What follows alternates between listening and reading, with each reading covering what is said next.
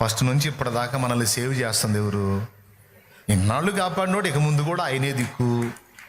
మనం టెన్షన్ పడాల్సిన అవసరం ఏముంది? ఆయన లేకపోతే కదా, ఉన్నాడు కదా. ఏమండి, నీకు అప్పులని తెలుసు, నీకు ఒంటికి నొప్పులని తెలుసు, నీ రిపోర్ట్ భయంకరంగా ఉందని తెలుసు, నీకు అన్ని రకాల బాధలని తెలుసు, నీ మీద కేసులని తెలుసు, పిల్లలు మాటింటలేదని తెలుసు, మేన మారలేదని తెలుసు, మేవిడ మారలేదని తెలుసు, పెద్దోళ్ళు నేను ఇబ్బంది పెడుతున్నారని తెలుసు, సొంత వాళ్ళే నేను నడి బజార్లో నిలబెట్టారని తెలుసు. మొత్తం నీ కథలన్నీ తెలుసు ఆయన. నువ్వు కొన్ని వ్యసనాల్లో ఉండి పడతాలు ఎగుస్తూ ఉన్నావని తెలుసు, కొన్నిటిని వదలలేక వెలవెల్లాడుతున్నావని తెలుసు. మొత్తం టోటల్ నీ మ్యాటర్ అంతా తెలుసు. అన్నీ తెలిసిన దేవుడు చూస్తా ఊరుకుంటాడా? ఊరుకోడు. ఆయన నా విషయములలో జోక్యం చేసుకుంటాడు.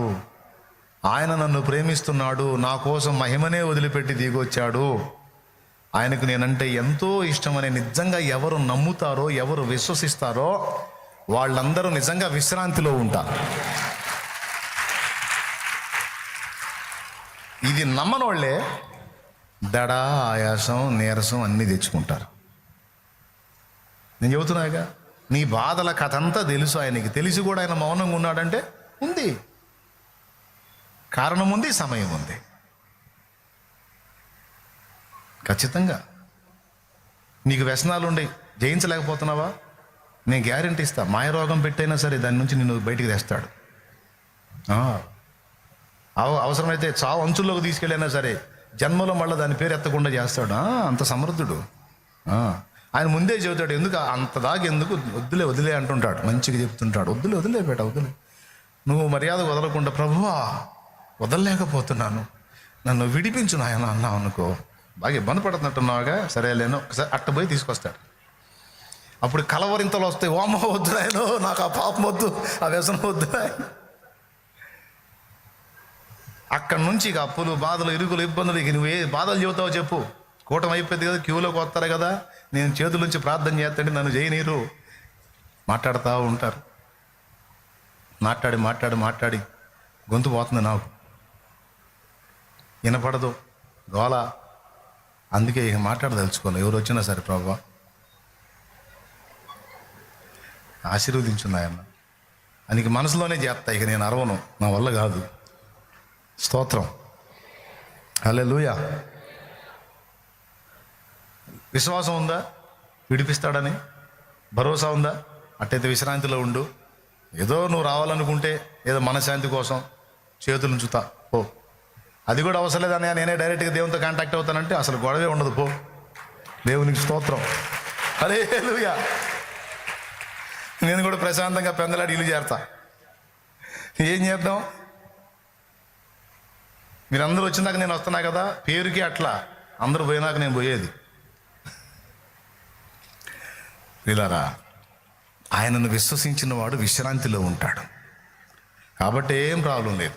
ప్రభు రెండవ రాకడ పర్యంతం నీ విశ్వాసాన్ని వదలకూడదు. ఎన్నన్నారా అని ఆయనకు తెలియకుండా ఏవి రావు. వచ్చిన వాటిని ఆయనే తొలగించి నీకు జయమిస్తాడు. Praise the lord. మీ జీవితంలో మీకు బాగా గుర్తున్న రోజులు మహా అయితే ఎన్ని ఉంటాయి ఒకసారి చెప్పండి నాకు. నేను ముగిస్తున్నా నిజంగా, అదిగో బైబిల్ కూడా మోస్తున్నా. నీ జీవితంలో మీకు బాగా గుర్తున్న రోజులు ఎన్ని ఉంటాయి? మహా ఉంటే నేను చెప్పనా, చాలా తక్కువ ఉంటాయి. నీ జీవితంలో నీకు గుర్తున్న రోజులు ఏవో చెప్పనా నేను. ఒకటి, నువ్వు బాగా బాధపడిన రోజు, ఆశ్చర్యపోయిన రోజు, భయపడిన రోజు, ఇబ్బంది పడ్డ రోజు ఒకటి. రెండు, నువ్వు బాగా సంతోషపడ్డ రోజు. ఈ రెండు తప్ప ప్లెయిన్గా గడిచిన రోజులన్నీ ఒక్కటి కూడా నీకు గుర్తుండదు. ఎంతమంది ఒప్పుకుంటారు? మర్యాదగా ఒప్పుకోవాల్సిందే. పరిశోధన ఇక్కడ. నా లైఫ్ మొత్తాన్ని వెనక్కి తిరిగి చూసుకున్నా. నా జీవితంలో నాకు బాగా గుర్తున్న రోజులు ఏవయ్యా అంటే, నా బాల్యం నుంచి ఇప్పటిదాకా బాగా చిన్నతనంలో ఒక రోజు గుర్తుంది. అప్పుడు 100 రూపాయలు అంటే చాలా పెద్ద మొత్తం. మా ఇంట్లో దాచిపెట్టాడు మా నాన్న. మా అమ్మకి ఇస్తే మా అమ్మ ఏం చేసిందంటే పాన్ డబ్బా లాంటి డబ్బా ఒకటి ఉంటే అందులో 100 రూపాయలు పెట్టి తాటాకుల సూరులో పెట్టింది. నేను చూసా.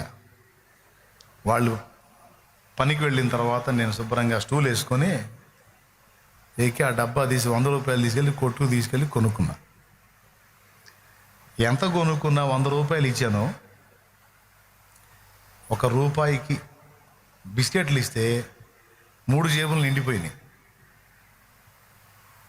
నేను తిని అజయ్ అశోక్ ఉన్నారు కదా, మా అక్క చనిపోయిందని చెప్పాను, ఆమెకు కూడా ఇచ్చా. శుభ్రంగా తిన్నది. సాయంత్రానికి మా అమ్మోళ్ళు వచ్చారు. ఎరా డబ్బులు పోయి ఎవడు తీసాడని మా అన్నాయని మా అక్క ఆయన మొత్తాన్ని లైన్ పెట్టారు. మా అక్క ఆయన బాధారు కూడా పాపం. ఈ సీన్ అంతా చూస్తున్నా, దొంగ మనం కానీ వాళ్ళకి తెలియదు. పాపం మా అక్క ఈ బిస్కెట్లు తిన్నది కదా, వాళ్ళకి అర్థమైంది డబ్బులు ఎక్కడై అని కొట్టారు ఆమెని. కొడితే తన్నులు తిని ఆమె ఏం చేసిందంటే నాకు తెలియదు, బిస్కెట్లు వీడే నాకు ఇచ్చాడని చెప్పింది. ఇక శుభ్రంగా మా అమ్మ దగ్గరికి వచ్చాయా దాయా యా దా అని ఎత్తుకుంది, చంకకి ఎత్తుకుంది. మా అమ్మ చంకను ఎత్తుకున్నది కూడా గుర్తుంది నాకు. 100 రూపాయలు యాడ్ పెట్టాయా, డబ్బులు యాడ్ పెట్టా అని మా అమ్మ కొంచెం దీనంగా అడిగేసరికి ఫ్లాట్ అయిపోయా. అయ్యి ఫలానా కొట్లో ఇచ్చా అన్న. నేరుగా పోయారు. ఆయన చూసా ఇందాక తీసుకొచ్చాడు, మళ్ళీ వాడికి చిల్లరిస్తే ఎక్కడన్నా పడేస్తాడని నా దగ్గర పెట్టానని డబ్బులు ఇచ్చాడు. ఇంటికి తీసుకొచ్చి మా నాన్న కండ ఒకటి తీసుకొని టవలో ఈ చేతులు ఈ కాళ్ళు 2 కలిపి ఒక కండంని కాళ్ళకి చేతులకి 2 కలిపి మధ్యలో అటు పట్టుకొని లేపాడు.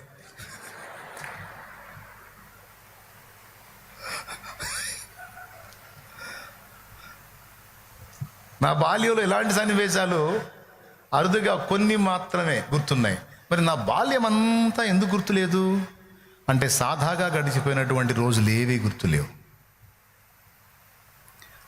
ఆ సమయంలో ఏడ్చుకుంటా ఉన్నాను. తీసుకెళ్ళి పట్టుకొని ఎండలో వేసాడు. ఎండాకాలం రోజులే ఎండలో వేసాడు. ఇంకోసారి చేస్తావా? పాపం పొరిగింటామే మహాతల్లి, దేవుడి దేవుళ్ళు, ఆమె కూడా బాప్టిజం ఇచ్చాలే. తులసమ్మ అక్క అని ఉంది. ఆమె వచ్చి పరిగెత్తుకుంటూ వచ్చి పిచ్చోడు పశువుడైతే వాడు ఏంది వాడిని అంత ఎండలో వేసావని ఆ కండ విప్పేసి నన్ను తీసుకొని ఆ సంకన వేసుకొని పోయింది. ఎండాకాలం రోజులు ఎందుకన్నానంటే ఇంటికి తీసుకెళ్ళి మామిడికాయ పెట్టిందాము, అది గుర్తుంది నాకు. ఇప్పుడు నేను ఇలాగ నా బాల్యం అంతా చెప్పగలనా? ఇప్పుడు నిన్ను అడుగుతున్నావు, నువ్వు చెప్పగలవా? ఏ చెబుతావు తెలుసా? నీకు చేదనిపించిన రోజులు చెబుతావు, లేదా మధురం అనిపించిన రోజులు ఏ చెప్తావు? ఒక్క మాట మిమ్మల్ని స్ట్రైట్గా అడుగుతున్నా, అసలు ఇలాంటి చేదైన మధురమైన రోజులు రెండూ లేకుండా లైఫ్ మొత్తం స్టార్టింగ్ నుంచి ముగింపు దాకా ప్లెయిన్గా గడిచిపోయింది అనుకో, అసలు నీ బతుకు ఒక అర్థం ఉంటుందా? అసలు అది బతుకేనా? పొద్దున్నే లేవటం, తినటం, నిద్రపోవటం, లేవటం, తినటం, నిద్రపోవటం, ఇంకే లేదు, రెండో పనే లేదు. రోజు అదే విధంగా జీవితంలో ఏ చేదైన అనుభవాలు, ఏ మధురమైన అనుభవాలు ఏమీ లేకుండా లైఫ్ అంతా అలా ప్లెయిన్గా గడిచిపోయింది అనుకో, అది బతుకేనా? చివరికి చావు దగ్గరికి వచ్చేటప్పటికి గడిచిన జీవితంలో ఏం గుర్తుందంటే ఏం జరిగిందని గుర్తుంటానికి? సైకలాజికల్గా కొంచెం ఆలోచించండి. ఆ మేధావిని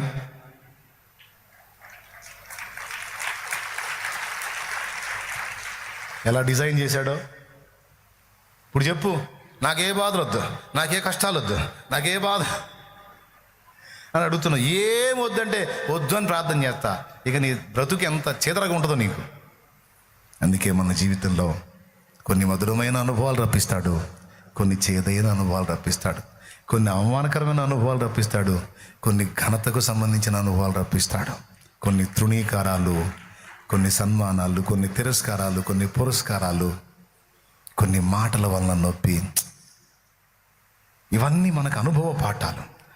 రేపు మనం ఇతరులతో పంచుకోవాలన్నా, అక్కడికి పోయి దూతలతో మాట్లాడాలన్నా, పొద్దున్న లేచాను, తిన్నాను, నిద్రపోయాను, లేచాను, తిన్నాను, నిద్రపోయాను అంటే దూత తింటాడా? ఆ తర్వాత ఏం జరిగింది? అంటే నేను నా గతంలో ఛానల్ క్రితం కథ చెప్పట్టు ఉంటుంది అన్నమాట. ముస్లిం నవాబు ఒక ఆయనకి కోరిక కలిగింది. మంత్రిని పిలిచి, నాకు ఒక కథ చెప్పాలి, దానికి అంతం ఉండకూడదు, నా అంతటా నేనే ఆపు అన్నదాకా దాన్ని ఆపకూడదు, అలాంటి కథ చెప్పినోడికి 1,00,000 వరహాలు బహుమానం ఇస్తా అన్నట్ట. ప్రతి కథకి ఒక ఆరంభం అంతం ఉంటుంది. కాబట్టి కొంతమంది వచ్చారు, ఒకవేళ చెప్పకపోతే వాడి కొరడా దెబ్బలు. అంటే 1,00,000 వరహాలు అంటే మామూలు సౌండా? కాబట్టి పాపం ఆశపడి కథ చెప్పడానికి వస్తున్నారు. వాడు చెప్పినవి కొద్ది రోజులు అయిపోతున్నాయి. ఒక ముసలోడు వచ్చాడు. ఒక ముసలోడు వచ్చి, నేను చెప్తాను, అంతము లేని కథ నేను చెప్తాను, మీరు నాకు అవకాశం ఇవ్వండి అంటే, చెప్పు, ఇప్పుడే మొదలు పెట్టమంటారా? ఇప్పుడే మొదలు పెట్టేసాయి. నా అంతటా నేను ఆపమన్నదాకా నువ్వు ఆపడానికి వీలు లేదు, కథ కంటిన్యూ అవ్వాల్సిందే. ఓకే, నేను చెప్తాను. షాహీన్ షా మై బోలేంగే, నేను చెప్తా, ఆప్ సునో అని మొదలుపెట్టి, గండకీ నది తీరాన ఇంతని చెప్పలేని అతిపెద్ద పరిమాణం కలిగిన ఒక పెద్ద మహావృక్షం ఉంది. దాని మీద ఇన్నని చెప్పలేని, ఇంతని లెక్కించలేని, లెక్కలేనని పక్షులు ఉన్నాయి. బోలో బోలో అని ఇంట్రెస్ట్గా వింటున్నాడు. ఒకరోజు పొద్దున్నే తెల్లవారింది. తెల్లవారుగానే ఒక పక్షి నిద్రలేచింది. తుర్రుమని ఎగిరిపోయిందన్న. ఫిర్ అన్నాడంట. మళ్ళీ ఏం జరిగిందని, ఫిర్ బోలేతో అవరే పక్షి లేచింది, ఇంకొక పక్షి లేచింది, తుర్రుమనిపోయింది. ఫిర్ తుర్రుమనిపోయింది, ఫిర్ తుర్రుమనిపోయింది. క్యా తుర్రు రే, ఎన్ని పోతాయిరా అన్నాడు. ముందే చెప్పాగా సార్, లెక్కలేనన్ని పక్షులు అన్నా. మామూలుడు కాదు, 1,00,000 వరహాలు ఇవ్వండి, కాపురా బాబు నీ కథ అన్నాడు. ఇక నీకు ఈ చేదు తీపి అనుభవాలు ఏమి లేకపోతే రేపు మనుషులకైనా దూతలకైనా దూతాడు పిర్ అంటాడు. తుర్రు అని పొద్దునే లేచాను, తెల్లారింది, తిన్నాను, నిద్రపోయాను, అట్లా జరిగి ఒక రోజుకు సచ్చాను, ఇక్కడికి వచ్చాను అంట. ఇప్పుడు చెప్పండి, జీవితం అంటే అదేనా?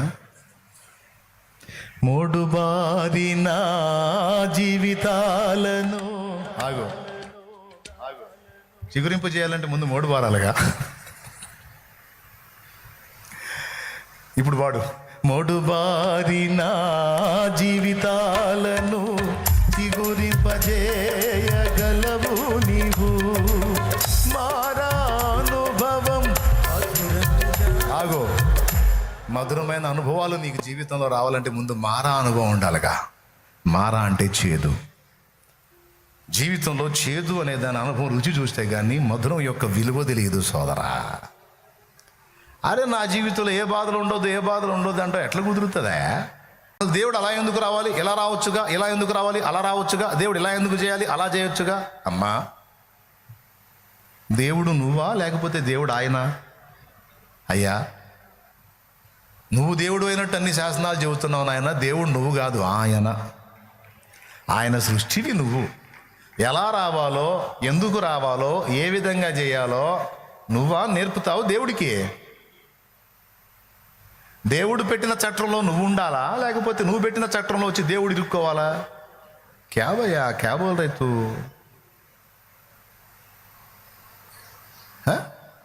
దేవుడు ఇలా చేసేవచ్చుగా, దేవుడు అలా చేసేవచ్చుగా, దేవుడు ఏదంటే అది అయిపోతుంది. అవుతుంది.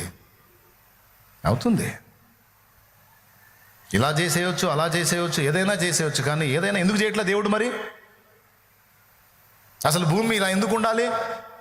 దేవుడు తలుచుకుంటే అలా అంటే అయిపోయింది కదా, ఒక్కసారి ఇదంతా అలా అయిపోవాలని అనుమానం అయిపోద్ది అంటున్నాడా? అనడు. దేవుడు ఒక పద్ధతి ప్రకారం సృష్టిని జరిగించాడు, ఒక పద్ధతి ప్రకారం ఈ సృష్టి క్రమాన్ని నడిపిస్తున్నాడు, ఒక పద్ధతి ప్రకారం ముగిస్తాడమ్మా. అందులో భాగంగానే ఒక పద్ధతి చెప్పాడు. మీరు చేసిన పాపాలు వదిలించుకొని బయటపడలేరు. మీరు ఏం చేసినా సరే ఇంకనో నీకు ఒకటి కొదువుగా ఉందని నేను చెప్పాల్సి వచ్చింది. ఎందుకంటే పరిపూర్ణముగా నన్ను సంతోషపెట్టడం మీ వల్ల కాదు. ఎందుకు కాదంటే మీ అందరి మూలపితరుడైన ఆదాం వల్లే కాలేదు. నీ వల్ల ఎక్కడవుతుంది? కొంతమంది సహోదరులు అంటారు, యేసు పరిశుద్ధుడిగా వచ్చాడు, ఆదాము కూడా పరిశుద్ధుడే కదా. యేసు కన్నా తల్లి ఉంది, అసలు ఆదాముకి తల్లిదండ్రి ఇద్దరు లేకుండా వచ్చాడుగా అంటారు. వచ్చాడు, ఆదాము కూడా పరిశుద్ధ రక్తంతోనే వచ్చాడు, కానీ పాపము చేసి మలినపరచబడ్డాడు. కానీ యేసు, ఆదాము ఇబ్లీసు మాటిని, అంటే సైతాన్లే, ఇబ్లీసు మాటిని బుక్ అయ్యాడు. అదే ఇబ్లీస్ యేసయ్య దగ్గరికి వచ్చినప్పుడు తన్ని తరిమాడు. సైతాన్, ఇబ్లీస్ అంటే సైతాన్, దయ్యంగాడు. ఆదాము దగ్గరికి వస్తే ఆదాం బుక్ అయ్యాడు, కానీ యేసు బుక్ అవ్వలా. సాతానా పమ్ము, నీ దేవుడైన ప్రభు, అద్వితీయ ప్రభు, ఆయనను మొక్కి ఆయనకు మాత్రమే నమస్కరింపవలనని రాయబడి ఉన్నది అన్నాడు. కానీ ఆదాం ఇబ్లీస్ గాడికి లోబడ్డాడు, సైతానికి లోబడ్డాడు, శైతాన్కి బుక్ అయ్యాడు. కాబట్టి ఆదాము వేరు, యేసు వేరు. కాబట్టి మీ మూల పితరుడే పాపాన్ని జయించలేదు, అందరూ పాపానికి బానిసలయ్యారు, మీరు కూడా బానిసలే. మరి మీ పాపములను బట్టి న్యాయం ప్రకారం నేను మిమ్మల్ని శిక్షించాలి. అయితే ఆ శిక్ష మీ మీద పడకుండా నేనే మీకోసం వచ్చి ఆ శిక్షను నా మీద వేసుకుని నా రక్తము ద్వారా మీకు విమోచన ప్రకటిస్తాను.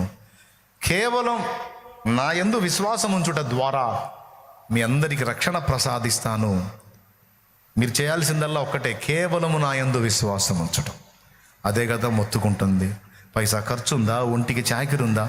కేవలము నమ్ముకుని పరలోక జీవంబు. కేవలం 5 రూపాయలు ఏ వస్తువైనా, కేవలం 10 రూపాయలు ఏ వస్తువైనా, ఇక్కడ 5, 10 కూడా లేదు, కేవలం ఉచితం. స్తోత్రం. ఏమయ్యా, కేవలం ఉచితమయ్యా నీ ఆత్మరక్షణ. దీన్ని కూడా వినియోగించుకోకుండా నువ్వు మారు మనసు పొందకుండా, పాపాలు గడగబడే నిమిత్తం బాప్తిస్మం పొందకుండా నువ్వు నిర్లక్ష్యం చేస్తే కేవలం నరకమునకే పోతావు.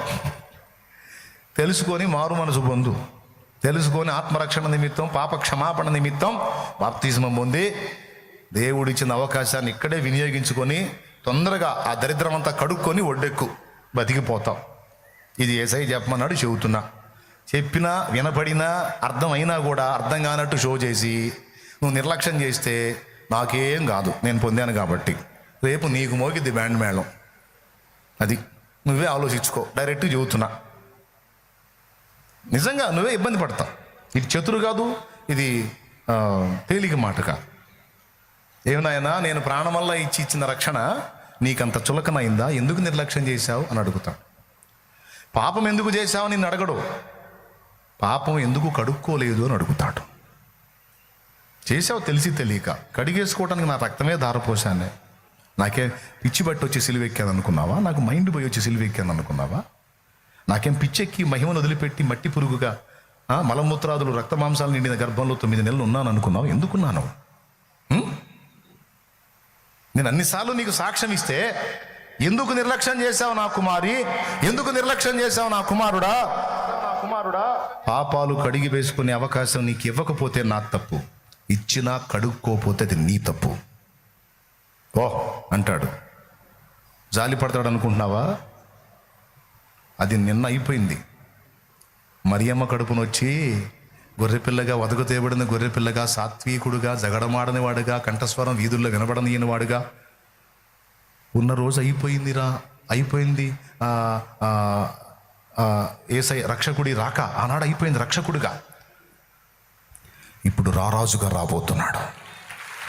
త్రాసు తీసుకొని, తక్కెడ తీసుకొని రాబోతున్నాడు. ఒక్కొక్కళ్ళ తొక్క వలవడానికి జోక్ కాదు, తక్కెడ తీసుకొని రాబోతున్నాడు.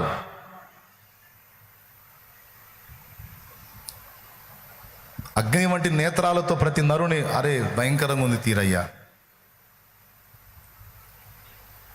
మీరు ఆలోచించండి, నేను చెప్పేది జోక్ కాదు, ఆ బొమ్మలు కాదు, అసలు రూపం వేరుగా ఉంటుందిలే. చాలామంది యేసుప్రభు ఫోటోలో చూసి చాలా మంచోడా ఏమంట, ఏమనడుగా, నీకు టైం ఇచ్చినంత వరకు ఏమనడు. అయిపోయిన తర్వాత కదా నీకు సంగతి చెప్పేది. అందుకే ముందే చెప్తున్నా, యేసయ్య మంచోడు, చాలా మంచోడు, ఏమనడని పాట పాడుకోవద్దు. యేసయ్య ఎంత మంచోడో, తీర్పు తీర్చున్నప్పుడు, న్యాయము కనపరుచున్నప్పుడు అంత ఉగ్రత కూడా. మంచోడికి కోపం రాదు, కానీ మంచోడికి కోపం వచ్చిందంటే ఇంకేం మిగలదు. ఎంతమంది ఒప్పుకుంటారు? మంచోడికి కోపం రాదు సామాన్యంగా. వచ్చిందా? మంచోడికి కోపం వచ్చిందంటే గొప్ప చెడు జరిగిందని అర్థం. వాని కోపం వచ్చిందంటే ఇంకేం మిగలదు.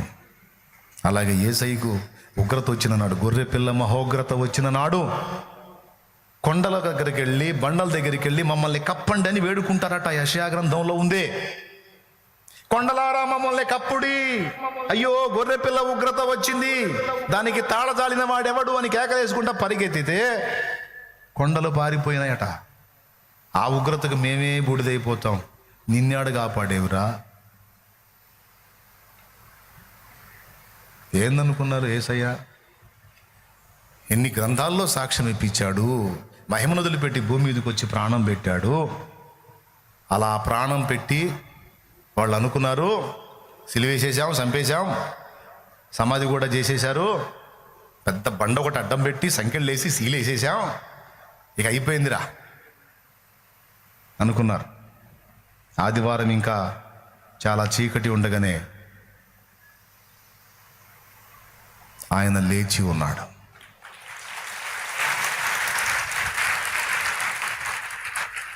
చూస్తే లోపల డెడ్ బాడీ లేదు. ఎందుకుంటుంది? సజీవుడై తిరిగి లేచాడు. మట్టి శరీరముగా పాతి పెట్టబడి మహిమగా తిరిగి లేచాడు. అదే పునరుత్థానము అంటే, తిరిగి బ్రతుకుట.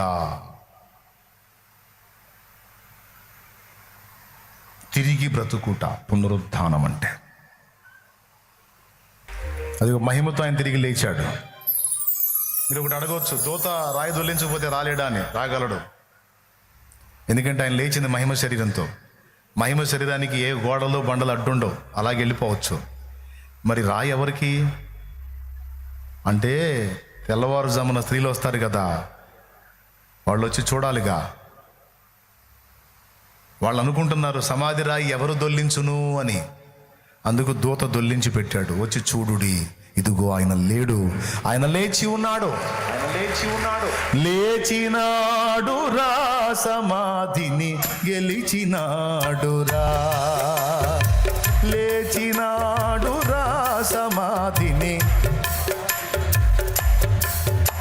చావు గెలిచి తాను చెప్పినట్లు యేసు తిరిగి లెగుస్తానని చెప్పినట్లు లేచాడు రా, సమాధిని గెలిచాడు. అదిగో వెళ్ళి చూస్తూ ఉన్నారు. అక్కడ చూడండి, ఏం కనపడదు అక్కడ. ఆయన ఒంటి మీద ఉన్న వస్త్రాలు, అది ప్రేత వస్త్రాలు చుట్టారు కదా, అవి లేడు. మగ్దలీన ఏడుస్తా పోయింది, నా ప్రభు ప్రాణం తీశారు, ఆయన శవాన్ని కూడా వదిలిపెట్టరారా, ఆయన శవాన్ని ఎందుకు తీసుకెళ్లారు, ఆ శవానన్నా చూసుకొని బ్రతుకుతాం అనుకుంటే శవాన్ని కూడా లేకుండా చేశారు, ఏం చేయాలనుకుంటున్నారా నా ప్రభువుని. ఆమె గుండెల్లో బాధ, వేదన, మూలుగుడు.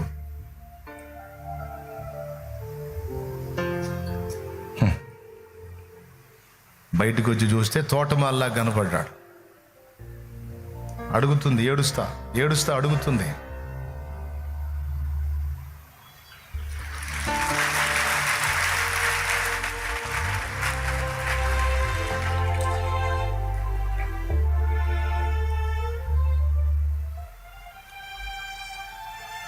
ఆయన అన్నాడు, అమ్మా ఎందుకు ఏడుస్తున్నావు? ఆమె చెప్పింది, అయ్యా నా ప్రభు శరీరం ఎవరో ఎత్తుకొని పోయారు, నువ్వేమన్నా తీసుకెళ్ళావా? చెప్పయ్యా, నేను తీసుకొని పోతాను, నా ప్రభుని ఎత్తుకొని పోతాను. అప్పుడు ఆయన ఆమె ఏడుపును చూసి మరియా అని పలకరిస్తాడు. ఎప్పుడైతే ఆ స్వరం ఇందో గుర్తుపట్టింది, నా గొర్రెలు నా స్వరం వినును అన్నాడు కదా. మరియా అనగానే గుర్తుపెట్టి రబ్బోనే అని తిరిగి దాని వైపు పరిగెత్తుకుంటా రాబోతే, ఆగు, నీ ఏడుపు వినొచ్చాను, నేను తిరిగి లేచాను కానీ ఇంకా తండ్రి దగ్గరికి వెళ్ళలేదు.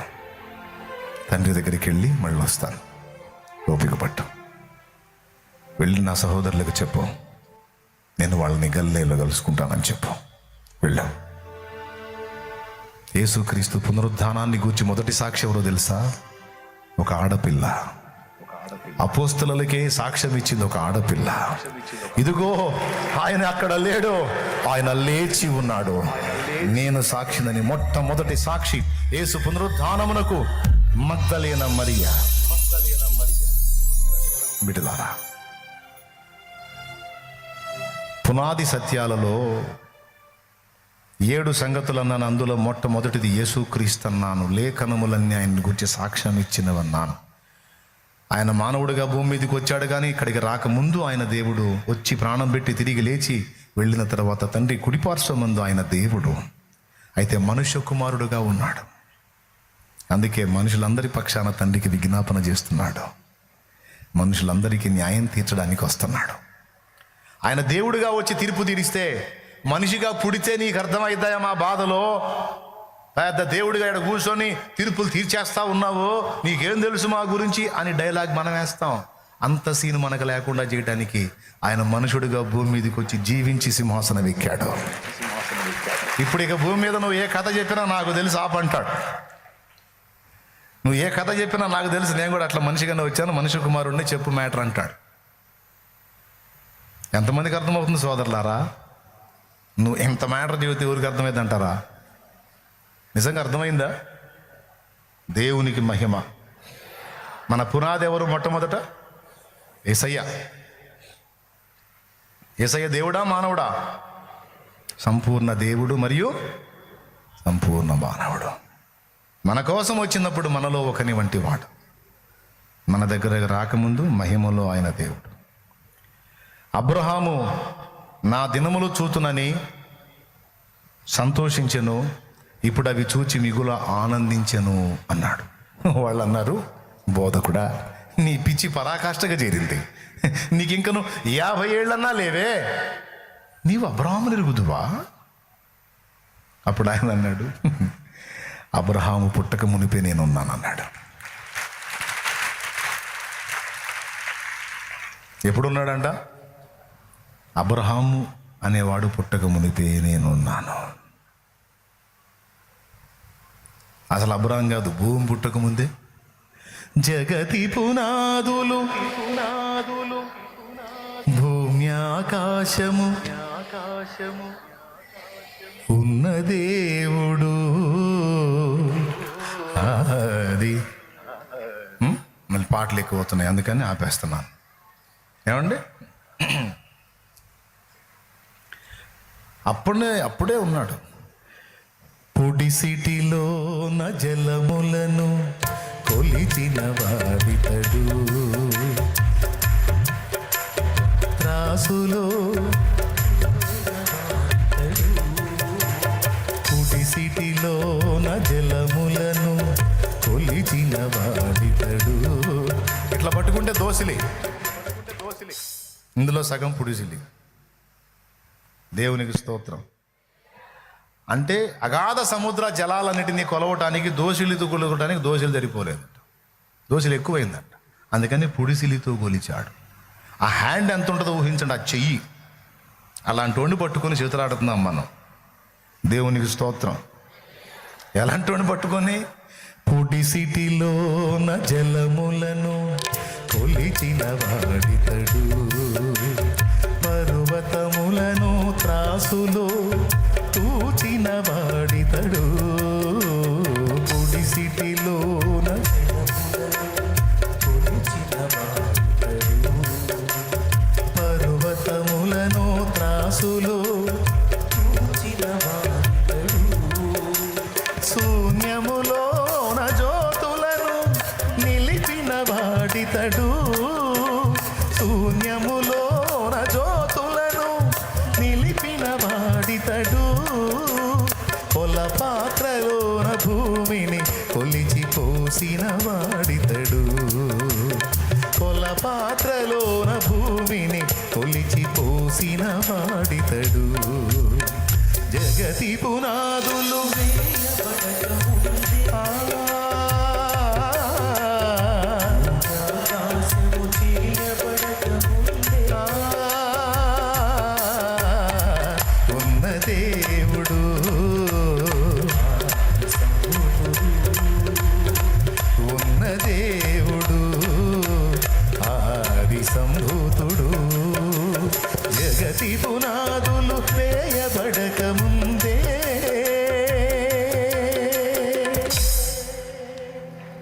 దేవునికి మహిమ.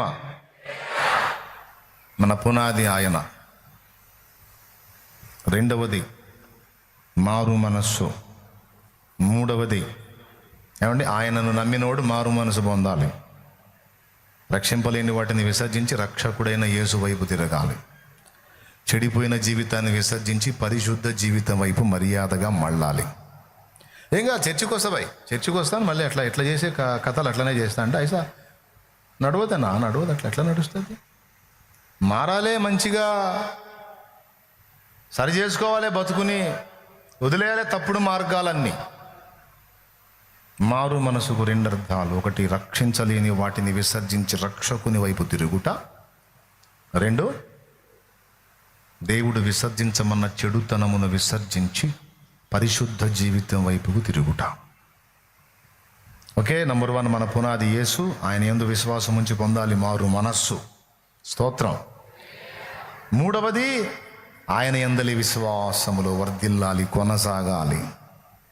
కొంతమంది మధ్యలో విశ్వాసాన్ని వదిలిపెట్టి మళ్ళీ లోకంలో కలిశారు. వాళ్ళ కర్మ. అంతము వరకు యేసునందు విశ్వాసం వదిలిపెట్టకూడదు. ప్రాణం కావాలా, యేసు కావాలంటే బోడి ప్రాణం నువ్వు తీస్తే ఆయన మళ్ళీ ఇస్తాడ్రా, అవసరమైతే సావుగొట్టు, యేసును మాత్రం వదలను. స్తోత్రం. నీకు తెలుసా ఆయన మళ్ళీ మనల్ని లేపుతాడని? ఆదాము మొదలుకొని రేపు యేసయ్య రెండవ రాకడ వరకు ఎంతమంది వ్యక్తులు చనిపోయారో, సమాధి చేయబడ్డారో, మట్టిలో మట్టిగా కలిసిపోయారో మొత్తాన్ని మళ్ళీ లేపుతాడు ఆయన. కొంతమంది అంటారు మట్టిలో కలిసిపోయిన వాళ్ళు ఎట్లా లేపుతాడని. ఏమయ్యా, అసలు ముందు మట్టి కదంటాయా? మట్టిని మనిషిగా చేయగలిగినోడు మనిషి మట్టి అయిపోతే మళ్ళా అందులో నుంచి బయటికి తేలేడా? ఏం తెలియదా మన వాళ్ళది? నాకు అర్థం కాదు.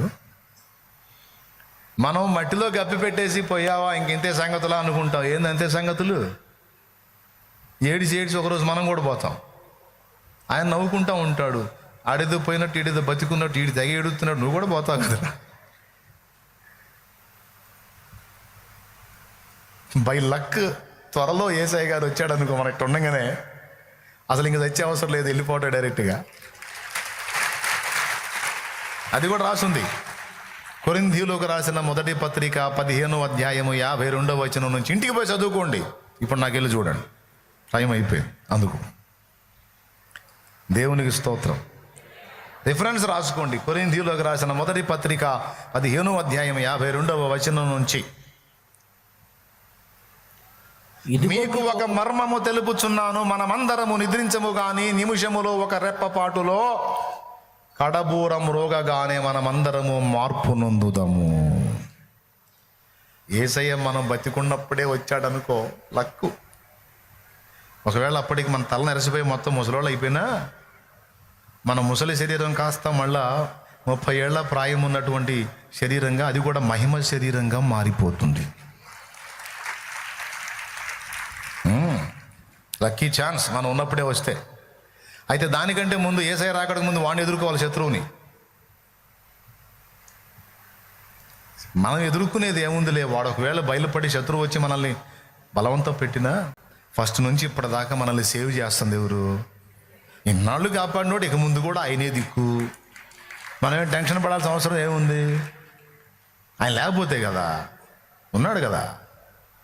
అన్ని రకాల పరిస్థితులు ఎదుర్కోవాలి. ఓకేనా? ఇప్పుడు నేను దాదాపు గంటకు పైన కూర్చోబెట్టాను. ఇప్పుడు నేను అందరం పైకి లేచి నిలబడదామంటే ఎంత హాయిగా ఉంటుంది. అదే ముందే నిలబడు, కాళ్ళు లాగి కూర్చుంటావు. ఇప్పుడు నేను కాసేపట్లో ఆమెనన్నాను అనుకో, ఎంత రిలీఫ్ ఉంటుంది. ఇంత కష్టపడి ఇప్పుడు ఇంటికి వెళ్ళి బిర్యానీ ప్లేట్లో పెట్టుకొని ఇక మొదలు పెడితే ఎట్లుంటుంది?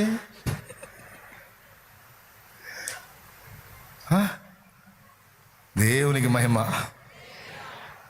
ఇంకలే చాలా మ్యాటర్ ఉందిలే, కానీ ఇంకా మూలవాక్యం దగ్గరికి రాలా. మరణము ఆయనను బంధించి ఉంచుట అసాధ్యము అన్నాడు. జీవితంలో రకరకాల పరిస్థితుల్లో తప్పించి ఇన్ని చేసే దేవుడు నీకు తోడై ఉన్నాడు. ఇది నమ్మితే నువ్వు ఎదురయ్యే పరిస్థితులన్నీ చూస్తూ ఇవన్నీ అనుభవాలు అనుకుంటూ కృతజ్ఞతలు చెప్తూ విశ్రాంతిలో ఉండాలి. ఓకేనా? యేసయ్య రెండవ రాకడ జరిగితే మృతులందరూ కూడా అక్షయులుగా లేపబడతారు. సమాధుల్లో ఉన్న వాళ్ళు బయటకు వస్తారు. నేను చెప్తున్నా, మనం కోల్పోయిన మన వారిని అందరినీ మళ్ళా చూస్తాం. చూడటమే కాదు, పర్మనెంట్గా వాళ్ళు మనతో, మనం వాళ్ళతో ఉంటాం. ఎందుకంటే ఈసారి వచ్చేది మట్టి శరీరం కాదు, మహిమ శరీరం. కాబట్టి కలత చెందాల్సిన అవసరం లేదు.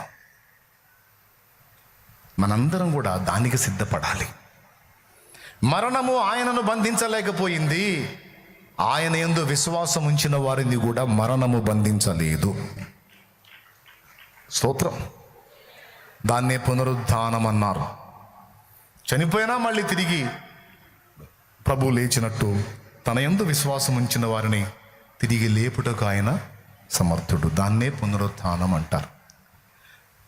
పునాదులలో 1 యేసు అయితే, 2 మారు మనసు అయితే, 3 విశ్వాసం అయితే, 4 బాప్తిసములను గూర్చిన బోధ అయితే, 5 హస్తనిక్షేపణం అయితే, 6 మృతుల పునరుద్ధానం అయితే, 7 నిత్యమైన తీర్పు.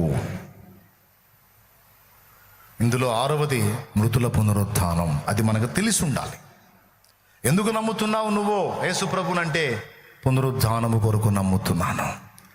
పాపం నుండి విమోచించి తన రక్తంతో కడిగి పరిశుద్ధపరిచి ఆయన బిడ్డగా నన్ను స్వీకరించి రేపు నన్ను పునరుద్ధానంలో అంత్య దినమున తిరిగి లేపుతాడు, తనతో పాటు తీసుకెళ్తాడనే విశ్వాసంతో నేను రక్షణకు వచ్చాను అన్నయ్య అని చెప్పాలి. ఇతరులకు కూడా ఆయన పునరుద్ధానాన్ని ప్రకటించాలి. కొంతమంది సిలువను మాత్రమే ప్రకటించి ఊరుకుంటున్నారు. సిలువను మాత్రమే ప్రకటిస్తే అసంపూర్ణం. సిలువ, మరణ, పునరుత్థానములు. తిరిగి లేచింది కూడా చెప్పాలి యేసయ్య. మరణము ఆయనను బంధించి ఉంచుట అసాధ్యము, ఆయన యందు విశ్వాసం ఉంచిన వాడిని కూడా మరణము బంధించి ఉంచుట అసాధ్యము. మీలో రక్షణ పొందిన వాళ్ళు ఎంతమంది ఉన్నారో చేతులు ఎత్తండి. రక్షణ పొందిన వాళ్ళు అందరూ చేతులు ఎత్తి కదిలించండి. చేతులు ఎట్లా కదిలించండి. రైట్. ఎంతమంది అయితే ఇక్కడ రక్షణ పొందారో వీరందరూ కూడా ఒకవేళ యేసయ్య రాకడ త్వరలో జరిగితే ఇలాగే ఎత్తబడతారు. నేను దించమన్నానా? అదిగో చేతులెత్తిన బిడ్డలు రక్షణ పొందారు, పాపాలని కడుక్కున్నారు, పరిశుద్ధపరచబడ్డారు, ప్రభు శరీర రక్తాల్లో పాలివారయ్యారు, ప్రభుని తమలోకి స్వీకరించారు, యేసుకు చెందినవారయ్యారు. ఇప్పుడు ఎలాగైతే అలా చేతులు ఉంచారో, లేపి ఉంచారో, అలాగూ రాకడలో వాళ్ళు అలాగే ఎత్తబడతారు. ఇంకా రక్షణ పొందని వాళ్ళు, పాపులుగానే ఉన్నవారు ఒకవేళ యేసయ్య రాకడ సడన్గా జరిగితే విడవబడతారు. అందుకే చెప్తున్నాను, ఒకవేళ ఇక్కడ చేతులెత్తిన వాళ్ళు ప్రభు రాకకు ముందే మనం ఒకవేళ కన్ను మూస్తే, సమాధిలో పెట్టబడితే, యేసయ్య రెండవ రాకడలో కడబూరం రోగినప్పుడు, మృతులు అక్షయులుగా లేపబడినప్పుడు సమాధులన్నీ తెరవబడి పరిశుద్ధులంతా లెగుస్తారు. ఆ లేచే గుంపులో మీరు కూడా, నేను కూడా, మనందరం ఉంటాం. ఇది రాకడకు ముందే పోతే. రాకడ దాకుంటే ఇది త్వరలో జరగబోతుంది. ప్రకటన గ్రంథ నెరవేర్పులు ప్రారంభమయ్యాయి. చాలా దగ్గరకు వచ్చింది సమయం. మహా అయితే ఒక 30 ఏళ్ళు ఇంచుమించు, అంతే. నిడివి ఇంకెక్కువ లేదు. నేను ఎన్నోసార్లు చెప్పాను, మళ్ళీ చెప్తున్నా, 2100 దాకా లేదు యేసయ్య రాకడ. 60 లోపే ఇంచుమించు. ఇతమిద్దంగా చెప్పట్లా, మళ్ళీ రెడీగా ఉంటారు నా మీద. చెప్తున్నా, ఇంచుమించు. కొంచెం ముందు కావచ్చు, కొంచెం వెనక్కి కావచ్చు, కానీ రాకడ ఖాయం. ఈరోజు ఎన్నో శక్తులు ఏకమై, ఆనాడు శక్తులు ఏకమై యేసును చంపి సమాధిలో పెట్టి రాయడ్డం పెట్టి గొలుసులు కట్టి అయిపోయింది అనుకున్నారు. బంధించారా? పేతురు అన్నాడు, మరణము ఆయనను బంధించి ఉంచుట, సంఖ్యలు తెగిపోయాయి, రాయి పక్కకు దొల్లించబడింది, ఆయన పునరుద్ధానుడై సజీవుడై బయటకు వచ్చేశాడు. ఈరోజు కొంతమంది సత్యమై ఉన్న క్రీస్తు, వాక్యమై ఉన్న క్రీస్తు, ఆయన సువార్తను బంధించడానికి ప్రయత్నిస్తున్నారు. కొంతవరకు వారు గెలిచినట్టు అగపడుతున్నారు. జరిగిద్దా? యేసును బంధించుట అసాధ్యము, ఆయన సత్యమును వ్యాప్తి కాకుండా బంధించుట కూడా అసాధ్యము. ఒక ధనవంతుడు ఒక ఓడ నిండా బైబిళ్ళు, షిప్ వస్తుంటే ఆ షిప్పుని కొన్నాడట. రియల్గా జరిగింది. ఓడ మొత్తాన్ని డబ్బు పెట్టి కొన్నాడట. షిప్పు నిండా బైబిళ్ళు ఉన్నాయి, ప్రింటెడ్ బైబిల్. మొత్తాన్ని, ఆ షిప్పులో ఉన్నటువంటి బైబిల్ మొత్తాన్ని నీళ్ళలో ముంచి పడేశాడట, సముద్రంలో.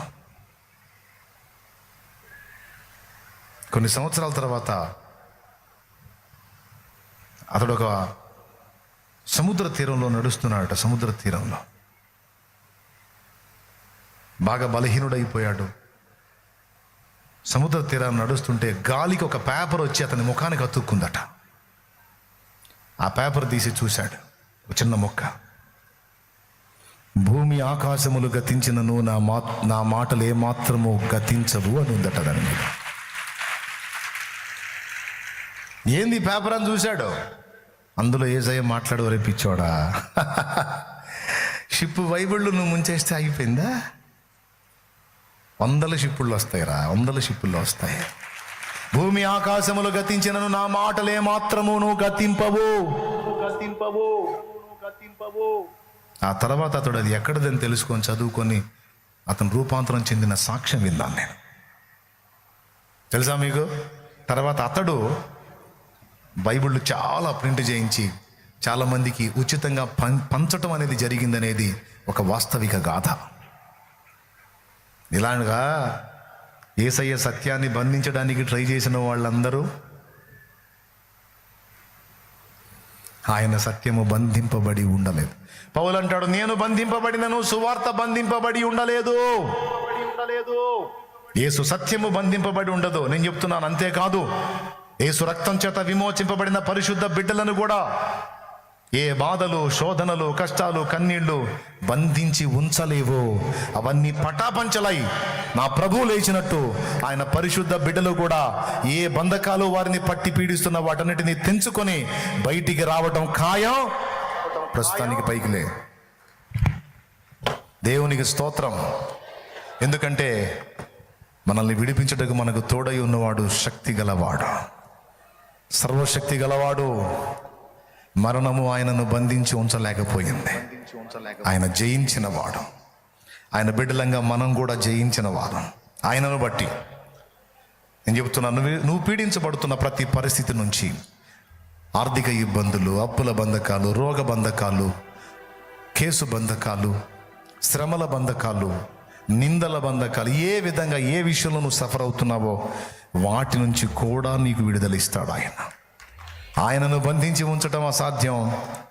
ఆయన పిల్లల్ని కూడా ఏవి బంధించలేవు. ఏవి బంధించలేవు. ఎవరు ఎన్ని రకాల కుట్రలు కుయుక్తులు పనినా ఎవడి వల్ల కాదు. సువార్త నాపటం ఎవడి తరం కాదు. అదంతే, దాని పవర్ అది. దేవునికి మహిమ. వీధిలో ఆపేస్తే వీధిలో ఉన్న ప్రతి విశ్వాసి ఒక సువార్థికుడిగా, సువార్థికురాలుగా మారి వీధులన్నీ తిరుగుతారు. ఒకరి నుంచి ఒకరికి సువార్త వ్యాపిస్తుంది. బహిరంగంగా బ్రేక్ చేస్తే వ్యక్తిగత సువార్త విపరీతమైపోతుంది. అందుకే చాలాసార్లు చెప్పాను, మళ్ళీ చెప్తున్నాను, యేసయ్య వార్తను ఆపటానికి ట్రై చేయకూడదు ఎవ్వరు. ఆపితే అది ఇంకా దావాలను వ్యాపిస్తుంది. సువార్తకు ఉన్న లక్షణం, దేవుని సత్యానికి ఉన్న లక్షణం అది. చెప్పండి, బంధకాల్లోనే ఉంటామా మనం? సమాధిరా ఎట్టనే ఉంటుందా మనకి?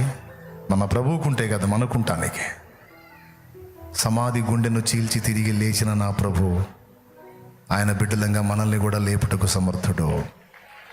ఎంతమంది ఒప్పుకుంటారో 2 చేతులు ఎత్తి చెప్పండి గట్టిగా, స్తోత్రం. పరిశుద్ధుడు అయిన మా తండ్రి, ప్రేమాస్వరూపిక దేవానికి వందనాలు. ఈవేళ నీ బిడ్డలందరినీ దర్శించి ఈ రీతిగా మాట్లాడటానికి కృపనిచ్చావు, నీకు స్తోత్రం. అందించిన విషయాల్లో ప్రవచన పురుషుడవని, రాకమునిపే నీ మరణ పునరుద్ధానాలను గూర్చి గ్రంథములో అన్ని గ్రంథాల్లో కూడా దాదాపు చాలా వరకు తేటగా చెప్పావని, ముస్లిం సోదరుల విశ్వాసంలో కూడా, హైందవ సోదరుల విశ్వాసంలో కూడా అన్ని విశ్వాసాల్లో నిన్ను గూర్చిన సాక్ష్యం ప్రస్తావించబడిందని అనేక సంగతులు నీ బిడ్డలకు సాక్ష్యం ఇచ్చి, గురించి సాక్ష్యం ఇచ్చాను, పునరుద్ధానాన్ని గూర్చి సాక్ష్యం ఇచ్చాను, నీవు మాకు పునాదివై ఉన్నావని సాక్ష్యం ఇచ్చాను, నీ దేవత్వాన్ని గూర్చి, మనుష్యతత్వాన్ని గూర్చి సాక్ష్యం ఇచ్చాను. విస్తారంగా మాట్లాడడానికి అవకాశం ఇచ్చావు. నీ బిడ్డలందరిని ఆశీర్వదించి, విన్న సత్యాలు మా అందరి హృదయాల్లో శిలాక్షరాలుగా ముద్రించి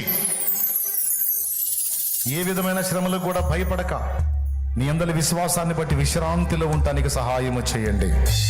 విశ్వసించువాడు కలవరపడడు, విశ్వసించువాడు కలవరపడడు. నేనున్నానని ధైర్యం తెచ్చుకుంటాడు, నా మీద ఆనుకొని నెమ్మదిగా ఉంటాడు అని నువ్వు పలికిన మాటలు మా బిడ్డల జీవితాల్లో నెరవేర్చు. విన్న మాటలు వినటంతోనే ఆగిపోకుండా అనేకులకు సాక్ష్యం ఇచ్చేవారుగా నీ బిడ్డల్ని తయారు చేయి. నీ శిలువ మరణ పునరుద్ధానాల సాక్ష్యం వ్యర్థం కాకుండా అందరికీ అది చాటి చెప్పాలి. ఇది విశ్వాసులంగా మా అందరి బాధ్యత. నీ బిడ్డలందరూ నా విధంగా ఆయత్తపరచమని, చిన్నలు మొద్దలు, పెద్దలు, వృద్ధులు, స్త్రీలు, పురుషులు, యవనులు అందరినీ కూడా మీరు దర్శించి బలపరచండి. సమస్త రోగములను తొలగించండి. పునరుత్థాన శక్తి వారి మీద, మా మీద కుమ్మరించండి. ప్రతి రోగము, ప్రతి బలహీనత, ప్రతి బాధ, ప్రతి వేదన, ప్రతి అవలక్షణము యేసు నామములో తొలగిపోవునుగాక. పరిశుద్ధులకు తగిన జీవితం, ప్రార్థనా జీవితం, వాక్య ధ్యానం, సువార్త ప్రకటన, ఆత్మీయ బలాభివృద్ధి, ఆత్మ యందు బలము మాకు దయచేయి. ఆత్మ అభిషేకంతో మమ్మల్ని నింపు.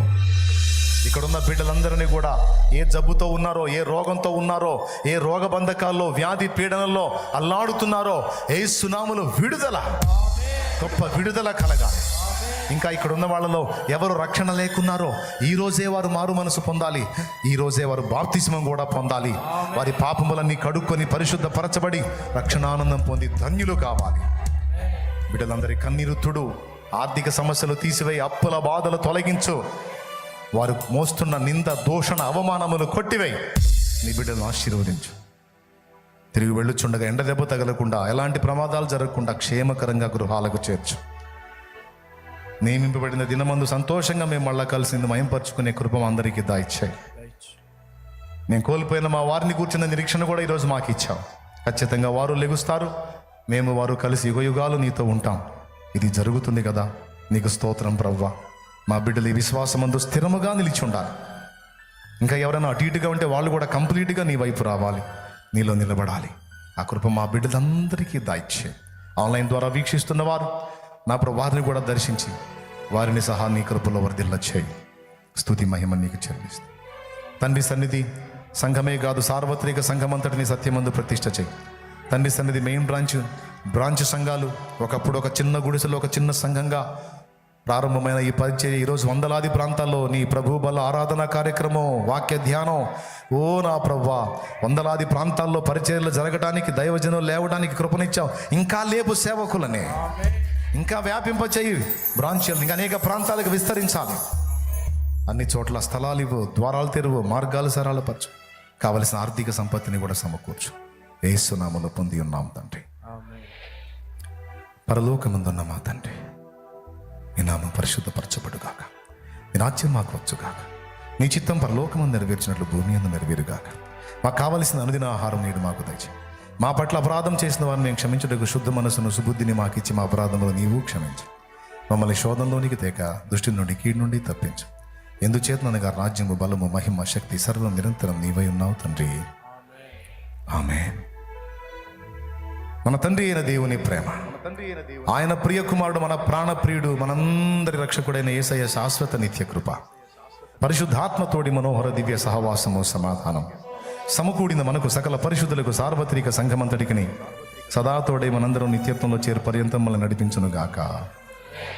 ఆమేన్. ప్రభేసు రక్తమునకు జై, ప్రభేసు రక్తమునకు జై. యేసు నామమునకు సంపూర్ణ విజయం కలుగునుగాక. విశ్వాసంతో బిడ్డలు తెచ్చిన నూనె కూడా నా ప్రభువా నీ శక్తితో నింపి రోగులైన వారికి అది వ్రాసి ప్రార్థించుట ద్వారా గొప్ప విడుదల, గొప్ప స్వస్థత ఇచ్చి సాక్ష్యాలు పంపించు. చదువుకునే బిడ్డలకు జయము దయచే, ఉద్యోగ ప్రయత్నంలో ఉన్న బిడ్డలకు ఆధిక్యత దయచే అవకాశాలు ఇవ్వు. సాక్ష్యాలతో రావాలి యేసు నామములో తండ్రి. ఆమేన్. ప్రియులారా, రక్షణ పొందిన వాళ్ళు ఎంతమందో చేతులు ఎత్తండి. అంతవరకు రక్షణ కాపాడుకోండి. ఇదిగో చేతులు ఎత్తిన వాళ్ళందరూ దేవుని రాజ్యానికి నిర్ణయించబడ్డారు, పరలోక పౌరత్వాన్ని స్వతంత్రించుకున్నారు. ఇంకా చేతులు ఎత్తలేక దీనస్థితిలో ఉండి పాపులుగానే ఉన్న వారికి ఇదే పిలుపు. అన్నా, నేను కూడా రక్షణ పొందుతాను, నేను కూడా యేసయ్య రాకడలో ఎత్తబడతాను, నేను కూడా పునరుద్ధానాన్ని పొందాలి, నా పాపాలన్నీ కడిగేసుకోవాలన్నా, నాకు రక్షణ కావాలన్నా అని మీరు ఎవరైనా కోరుకుంటే ఈరోజు మీకు బాప్తిస్మాలు ఉన్నాయి. చర్చి బ్యాక్ సైడ్కి వెళ్ళిపోండి. చర్చి బ్యాక్ సైడ్కి, అక్కడ బాప్తిస్మాలు ఇచ్చే దగ్గర నిలబడండి. బాప్తిస్మ కార్యక్రమంలో ఏకీభవించండి. మీకు బాప్తిస్మ ఇచ్చి వెళ్తాను. ఇంకా ఎవరైనా రక్షణ పొందకపోతే ఈరోజే, ఈ క్షణమే తీర్మానించుకోండి. ఈ వచ్చే శనివారం ఏదో ఉందనుకుంటాను, ఉందా? ఖచ్చితంగా కలుద్దాం. ఆన్లైన్ ప్రేయర్లో అందరం ఏకీభవిద్దాం. రైట్? బాప్తిస్మం పొందగోరిన వారు, సిద్ధపడొచ్చిన వాళ్ళు, ఇప్పుడు ఉపదేశం ద్వారా సిద్ధపడ్డ వాళ్ళు ఎవరైనా ఉంటే త్వరగా వెళ్ళిపోండి. చర్చి బ్యాక్ సైడ్ అక్కడ మీకు బాప్తిస్మం కార్యక్రమం ఏర్పాటు చేయబడుతుంది. రైట్? అందరికీ వందనాలు, శుభాలు, దైవాశీస్సులు. ఇన్ని సాక్ష్యాలు ఏకమై నా యేసయ్యని గురించి ఎంత గంభీరంగా చెప్తున్నాయో తెలుసుకున్నారు. నువ్వు నమ్మిన దేవుడు ఆలాటోలా దేవుడు కాదు, కపోల కల్పితం కాదు. రియల్ గాడ్, నిజమైన దేవుడు, నిజమైన దేవుడు, అసలు సిసలైన దేవుడు, సృష్టికర్త. ఆయన రెక్కల కింద నువ్వు ఉన్నావు. ధైర్యంగా ఉండు, హ్యాపీగా ఉండు, సంతోషంగా ఉండో. అది స్థిరమగునుగాక. ఆమేన్. చేసి ఉన్న ప్రార్థన నేను మరచిపోయినా, నువ్వు మరచిపోగా నా మంచి నాయనా.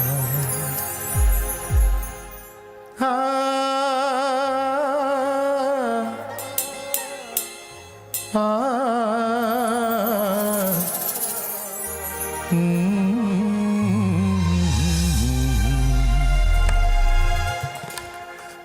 ఉన్న ప్రార్థన నేను మరచిపోయినా, నువ్వు మరచిపోగా నా మంచి నాయనా.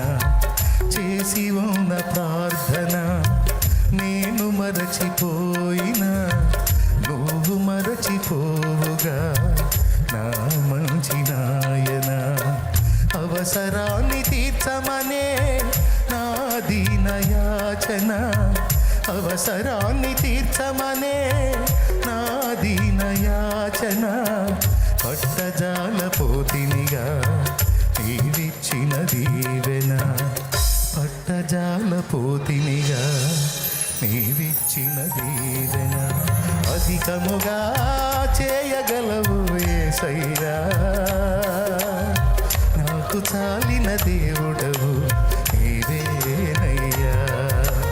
అధికముగా చేయగలవు యేసయ్యా, నాకు చాలిన దేవుడవు నీవేనయ్యా. అడిగే వాటి కంటే, ఊహించే వాటి కంటే, అడిగే వాటి కంటే, ఊహించే వాటి కంటే అధికముగా చేయగలవు యేసయ్యా. నన్ను నడిపే సారథివి,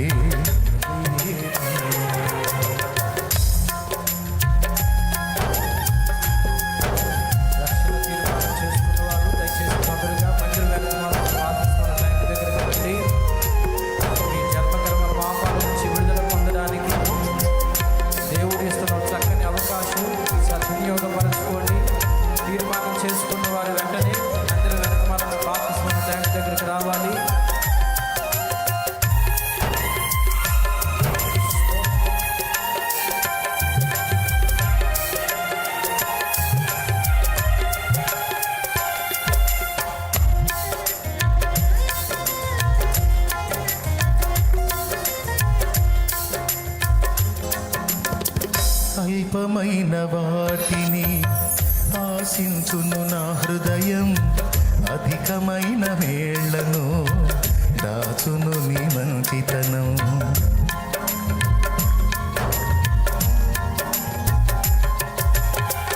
అల్పమైన వాటిని ఆశించును నా హృదయం, దాచును నీ మంచితనం. ఏది నిన్ను కోరాలో ఎరుగదు నా వెర్రితనం, ఏది నిన్ను కోరాలో ఎరుగదు నా వెర్రితనం. ఏది నాకు కావాలో ఎంచి ఇచ్చు నీ జ్ఞానం, ఏది నాకు కావాలో ఎంచి ఇచ్చు నీ జ్ఞానం. అధికముగా చేయగలవు యేసయ్యా, నాకు చాలిన దేవుడవు. అధికముగా చేయగలవు యేసయ్యా,